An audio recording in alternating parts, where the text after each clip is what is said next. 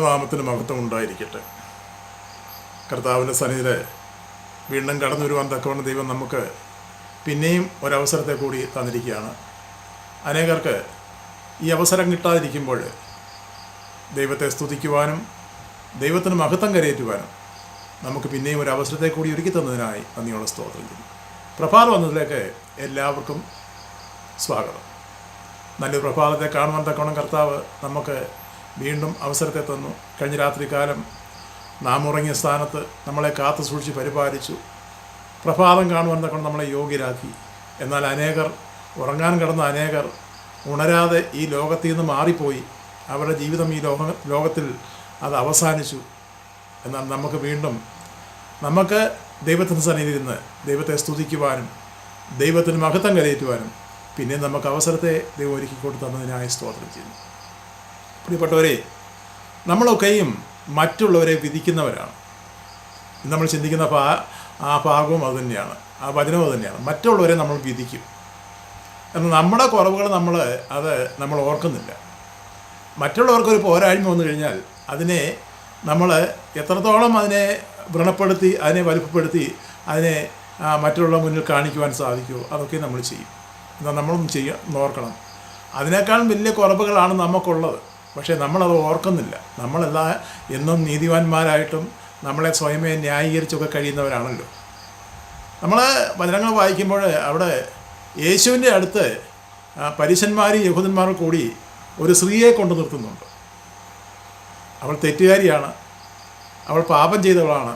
അതുകൊണ്ട് യേശുവിൻ്റെ അടുത്ത് അവരെ കൊണ്ടു നിർത്തിയിട്ട് യേശുവിനോട് ചോദിക്കുന്ന ഒരു ചോദ്യം ഇതാണ്: ഇവളെ ഞങ്ങൾ എന്താണ് ചെയ്യേണ്ടത്? അപ്പം യേശുവിനെ പരീക്ഷിക്കാൻ കൂടിയാണ് അവരെ ചെയ്തത്. കാരണം യേശു എന്തു പറയും, യേശു എങ്ങനെയാണ് അവിടെ വിധി കൽപ്പിക്കുന്നതൊക്കെ അറിയാൻ വേണ്ടിയാണ് അവർ യേശുവിനെ പരീക്ഷിക്കാൻ കൂടിയാണ് അവിടെ വന്നത്.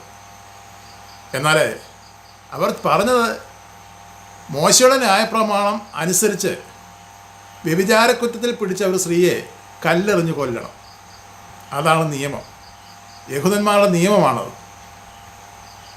അത് മോശയ്ക്ക് യഹോവയാണ് ദൈവം കൊടുത്തേക്കുന്ന കൽപ്പനകളിൽ ഒന്നാണ്. വ്യഭിചാരക്കുറ്റത്തിൽ അല്ലെങ്കിൽ തെറ്റായ രീതിയിൽ കൂടി മോശമായ രീതിയിൽ കൂടി ജീവിക്കുന്ന ഒരു സ്ത്രീ ആയാലും പുരുഷനായാലും അവരെ കല്ലെറിഞ്ഞ് കൊല്ലണം. അവരെ പിന്നെ ഭൂമിയിൽ ജീവിക്കുവാൻ അനുവദിക്കരുത്. കാരണം അവർ ദൈവസന്നിധിയിൽ നിന്ന് അവർ പാപം ചെയ്ത് മാറിപ്പോകുന്നവരാണ്. അതുകൊണ്ട് അവർക്ക് പിന്നെയും ഭൂമിയിൽ ജീവിക്കുവാൻ അനുവാദം കൊടുക്കരുത്, അവകാശമില്ല. അതുകൊണ്ട് അവരെ കല്ലെറിഞ്ഞ് കൊല്ലണം എന്നാണ് മോശയുടെ ന്യായപ്രമാണത്തിൽ യഹോവയാണ് ദൈവം കൊടുത്തേക്കുന്ന കൽപ്പന. അതുകൊണ്ടാണ് യഹൂദന്മാരും പരീശന്മാരും ഈ സ്ത്രീയെ പിടിച്ച് യേശുവിൻ്റെ അടുക്കൽ കൊണ്ടുവന്നിട്ടു യേശുവിനോട് പറഞ്ഞു, നീ എന്തു പറയുന്നു? നോക്കിക്കേ, എത്ര സന്തോഷത്താണ് അവർ വന്നേക്കുന്നത്. ഒരു ന്യായവിധി ആ സ്ത്രീയെ കല്ലെറിഞ്ഞ് കൊല്ലുന്നത് കാണുവാൻ വേണ്ടി അനേകർ വന്നിട്ടുണ്ട്. യേശു നിലത്തിങ്ങനെ എഴുതിക്കൊണ്ടിരുന്നു.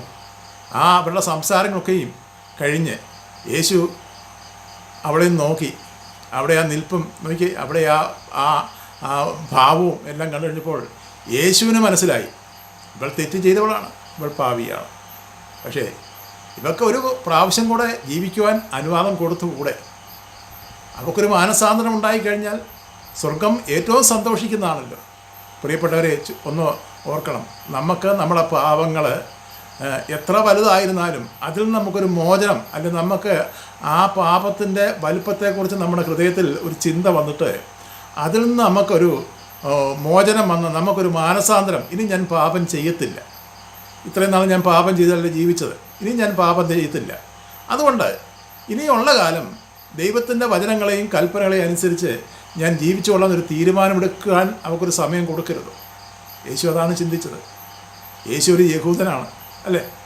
യഹൂദനാണ്. അപ്പോൾ യഹൂദൻ്റെ ആ പ്രമാണമാണ് അവിടെ മറ്റുള്ളവർ പറഞ്ഞത്. അപ്പം യേശു എന്ത് ചെയ്യും, അല്ലെ യേശു എന്ത് പറയുമെന്നുള്ളതായ ആ യേശുവിൻ്റെ മനോഭാവം അറിയാൻ കൂടിയാണ് അവിടെ വന്നത്. എന്നാൽ യേശു അവരോട് പറഞ്ഞെന്താണ്?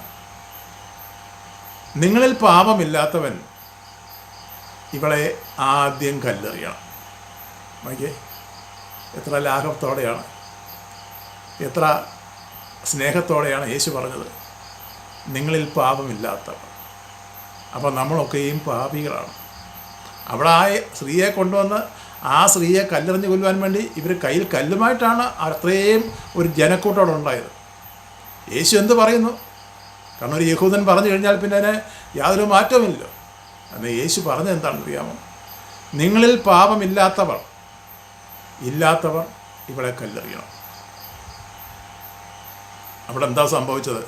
കാരണം അവളൊരു വ്യഭിചാരക്കുറ്റത്തിൽ പിടിച്ച സ്ത്രീയാണ്. എന്നാൽ അവളെക്കാട്ടിലും കൂടുതലാകുന്ന പാപം ചെയ്ത് ദൈവ തേജസ്സിനെ നശിപ്പിച്ചു കഴിഞ്ഞ് ചെയ്യാമെന്ന ദൈവപ്രവർത്തികൾക്ക് എതിരായി നിന്ന് ദൈവത്തെ ത്യജിപ്പിച്ച് കളയുന്ന ചില പ്രവർത്തികളും അനേക പ്രവർത്തികൾ ചെയ്യുന്നവരാണ് അവിടെ വന്നിരിക്കുന്നത്. അപ്പോൾ അവരുടെ പാപം എത്രയോ വലുതാണ്. അപ്പോൾ ആ സ്ത്രീയെ വ്യഭിചാരക്കുറ്റത്തിൽ പിടിച്ച ആ സ്ത്രീയെക്കാളും വലിയ പാപം ചെയ്തവരാണ് അവർ വന്നത്. അതാണ് ഞാൻ പറഞ്ഞത്, നമ്മൾ നമ്മുടെ ഭാഗം ന്യായീകരിക്കും അല്ലേ? നമ്മുടെ കുറവുകൾ എന്തെല്ലാം അത് കിടന്നാലും അത് നമ്മൾ ന്യായീകരിച്ച് നമ്മളവിടെ നല്ല പിള്ള ചമയാൻ വേണ്ടി ഒരുങ്ങുന്നുണ്ട്. നല്ല പിള്ള ചമയുക. കാരണം ഞാനൊരു തെറ്റും ചെയ്തവനല്ല, ഞാൻ പാപിയല്ല, ഞാൻ നല്ല മനുഷ്യനാണ്, ഞാൻ ദൈവത്തിൻ്റെ ഇഷ്ടപ്രകാരം ജീവിക്കുന്നതാണെന്നൊക്കെ നമ്മൾ സ്വയമേ നമ്മളെ പുകഴ്ത്തുന്നുണ്ട്. ഇന്ന് ലോകത്ത് നടക്കുന്നതാണ്. സ്വയമേ നമ്മളെ പ്രകീർത്തിക്കുക, സ്വയമേ നമ്മളെ പ്രകീർത്തിക്കുക. മറ്റുള്ളവരുടേതായ ആ മുഖസ്തുതി കിട്ടുവാൻ വേണ്ടി നമ്മുടെ കുറവുകളെയും നമ്മുടെ പോരായ്മകളെയും നമ്മൾ മറച്ചു വെച്ചിട്ട് നമ്മൾ മറ്റുള്ളവരെ വിധിക്കുന്നു. അതേ പ്രിയപ്പെട്ട, നമുക്ക് ആരെയും വിധിക്കുവാൻ അവകാശമില്ല. നമ്മളെ വിധിക്കുവാൻ ഒരുവൻ മാത്രമേ ഉള്ളൂ. അതാണല്ലോ തന്നോടുകൂടി ക്രൂശിച്ച കള്ളന് അവസാനം യേശുവിനോട് ചോദിച്ചു. അവൻ്റെ പാപങ്ങൾക്ക് അവന് ഒരു ബോധോദയമുണ്ടായി. അവൻ ചെയ്തൊക്കെയും തെറ്റാണെന്ന് മനസ്സിലാക്കി കഴിഞ്ഞപ്പോൾ അവൻ യേശുവിനോട് ചോദിക്കുന്നൊരു ചോദ്യം, അത് യേശുവാണെന്നും ദൈവത്തിൻ്റെ പുത്രനാണെന്നും അവൻ മനസ്സിലാക്കി കഴിഞ്ഞപ്പോൾ അവൻ പറഞ്ഞത്, നീ ഇന്ന് രാജ്യത്വം പ്രാപിച്ചു വരുമ്പോൾ എന്നെ നീ ഓർക്കണമേ എന്ന്. നോക്കണമേ, അവൻ്റെ ഒരു മാനസാന്തരം കണ്ടോ? നീ ഇന്ന് രാജ്യത്വം പ്രാപിച്ചു വരുമ്പോൾ നീ എന്നെയും ഓർക്കണം. അതാണ് അവൻ പറഞ്ഞത്. അപ്പോൾ അവനൊരു മാനസാന്തരം ഉണ്ടായി. അതുപോലെ പ്രിയപ്പെട്ടവരെ, നമുക്ക് മാനസാന്തരം ഉണ്ടാകണം. എന്താണ് മാനസാന്തരം? മനസ്സിൻ്റെ അന്തരമാണ്.